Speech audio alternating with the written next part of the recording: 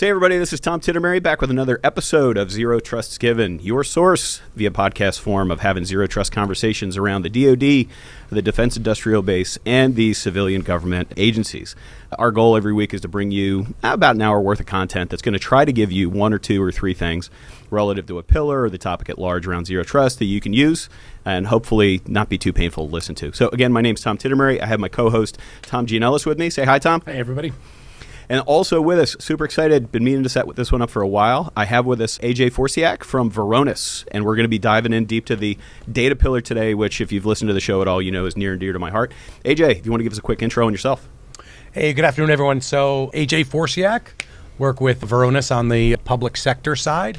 I've got about 30 years of experience inside the federal government as a military intelligence officer and then as a cyber professional inside of places like U.S. Army INSCOM. I was at Army Cyber, was a director of capabilities there under General Cardone and General Nakasone.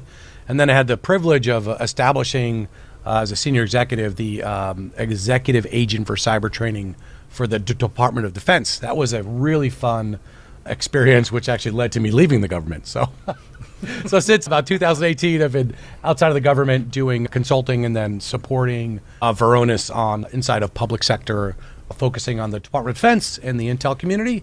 And, you know, worked with Tom for a couple of years now, been do my own podcast as well and talk a lot about data. So data's near and dear to my heart and really looking forward to this discussion. Yeah, and we've talked about this on the show before. That data pillar, potentially controversial statement, right? If we're talking about locking down zero trust for the DoD by 2027, this is the one where I have some concern, right? Because you look at the amount of data out there, you look about the number of individuals out there, and you get into that notion of, all right, so for this to work effectively, I have to have a very clean sense of identity. I need to have a very clean sense of context. I need to have a very clean sense of posture.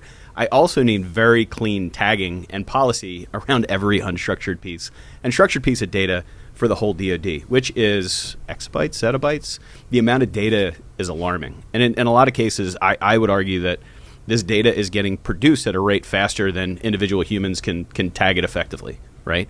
So this is a huge problem. AJ, do you want to get into, like, where do you start? Like, when you come to work from a Varonis perspective and you're looking at this problem, like where do you start? Where are you looking to have the most impact? So I think that when we start looking at data, and this challenge exists not only in the commercial space, but it's obviously prevalent in the department. So I think the idea of data discovery and data classification is something that plagues the department today. So the amount you mentioned, the amount of data that's being produced is almost non-comprehensible. I mean, it's such a large amount of data. So we start looking at these applications like ServiceNow and what we're doing with SharePoint and OneDrive and email and, you know, all of these chat functions. Everything we're doing is producing just an enormous amount of data. And that data is being stored somewhere.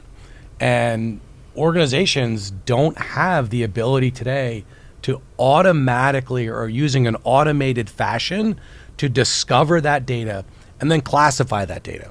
So when I say classify, it could mean, you know, unclass, secret, top secret, but it could also mean something as simple as, is it sensitive or is it not sensitive?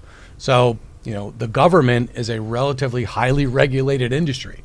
So we have to have the ability to classify that data and then identify it to whether it's sensitive or not sensitive based on rule sets that we apply to that.